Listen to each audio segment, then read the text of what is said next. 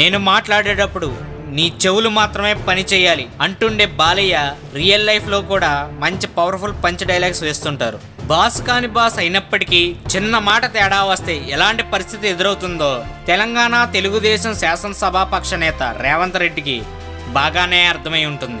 ఊహించని విధంగా ఆయనకు కాసింత ఇబ్బందికర పరిస్థితి ఎదురైందని చెప్పక తప్పదు. తాను నటించిన 100వ సినిమా అయిన గౌతమిపుత్ర శాతకర్ణి చిత్రానికి సంబంధించిన స్పెషల్ షోకు తెలంగాణ రాష్ట్ర ముఖ్యమంత్రి కేసీఆర్ ను ఆహ్వానించేందుకు బాలకృష్ణ తెలంగాణ అసెంబ్లీకి వెళ్లారు. బాలయ్య వస్తున్న సమాచారాన్ని అందుకున్న తెలంగాణ తెలుగుదేశం నేతలు, టీఆర్ఎస్ పక్ష నేతలు ఆయనకు స్వాగతం పలికారు. కారు దిగిన ఆయనకు రేవంత్ రెడ్డి ఎదురు వెళ్లి పసుపు రంగు గులాబీల బొకేను అందించారు. ఈ సందర్భంగా ఆయన వెల్కమ్ టు తెలంగాణ అసెంబ్లీ అని ఆహ్వానించారు. దీనికి స్పందించిన బాలకృష్ణ తాను కళాకారుడినని, తనకు రాష్ట్రాలతో సంబంధం లేదని, వేరు చేసి మాట్లాడటం సరికాదంటూ తనదైన ధోరణిలో చెప్పుకొచ్చారు.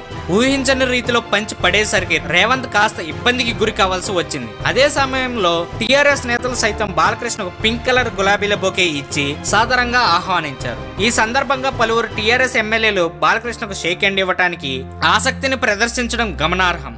అనంతరం ఆయన తెలంగాణ తెలుగుదేశం శాసనసభాపక్ష కార్యాలయానికి వెళ్లారు. సినిమాల్లోనే కాదు, రియల్ గా కూడా మన బాలయ్య మంచి పవర్ఫుల్ డైలాగ్స్ వేస్తుంటారు. బాలయ్య పంచ్ పవర్ తిన్న రేవంత్ రెడ్డి ఇక నుంచైనా కొంచెం జాగ్రత్తగా ఉంటారేమో చూద్దాం.